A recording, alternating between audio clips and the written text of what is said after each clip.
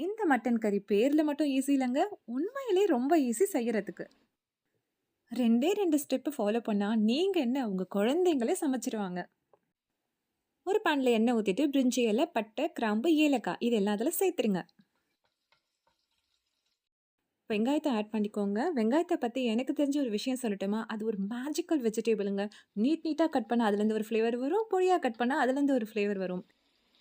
ஃப்ரைன்னு நல்லா golden colour வர அளவுக்கு ஃப்ரை பண்ணுங்க. என்ன மாதிரி சோம்பேறியா இல்லாம, இன்னும் கொஞ்சம் ப்ரௌனிஷ் ஆக்குங்க. நம்ம இந்தியன் ஸ்டைல் நான்வெஜ் சமைக்கும்போது மறக்கவே கூடாத ஐட்டம் இஞ்சி பூண்டுங்க. மறக்காம ஆட் பண்ணிடுங்க. பச்சை மிளகாய் சேர்த்துக்கோங்க. இத நான் சமைக்கும்போது எங்க வீட்ல 10க்கு 8 பாயிண்ட் தந்தாங்க. இது கூடவே மட்டனையும் சேர்த்துக்கோங்க.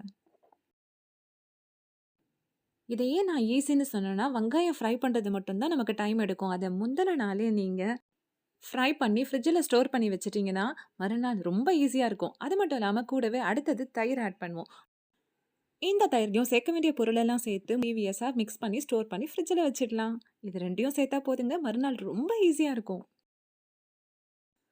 தயிரோடவே மிளகாத்தூள், மல்லித்தூள், சீரகத்தூள், மஞ்சள் தூள் இது எல்லாத்தையும் ஆட் பண்ணிக்கோங்க. திக்கா இருந்தா தண்ணி கொஞ்சம் ஆட் பண்ணி நல்லா மிக்ஸ் பண்ணிக்கோங்க.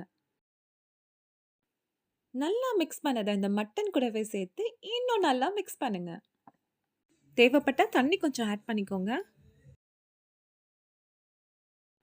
இன்னும் ஃப்ளேவர கூட்ட கரம் மசாலாவும், உப்பு தேவையான அளவும் ஆட் பண்ணிக்கணும்.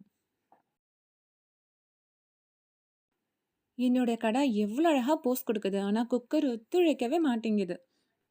என்னோட குக்கர்ல வீடியோவே எடுக்க முடியல. அதால உங்க குக்கர்ல ஒரு 4 விசில் விட்டு கொத்தமல்லி தூவுனீங்கன்னா, மட்டன் கறி ரெடி. மார்னிங் எழுந்தவுடனே சீக்கிரமா கிளம்பணும். ஆனா நான்வெஜ் தான் சமைக்கணும். அப்படின்னு யாராவது இருந்தீங்கன்னா, அவங்களுக்கு இது பெஸ்ட் ரெசிபியா இருக்கும். என்னடா குழந்தைங்க கூட சமைக்கலான்னு சொன்னேன்னு கேட்றாதீங்க. அம்மாக்களுக்கு 10 வயசு ஆனாலும் அவங்க பிள்ளைங்க குழந்தை தானங்க.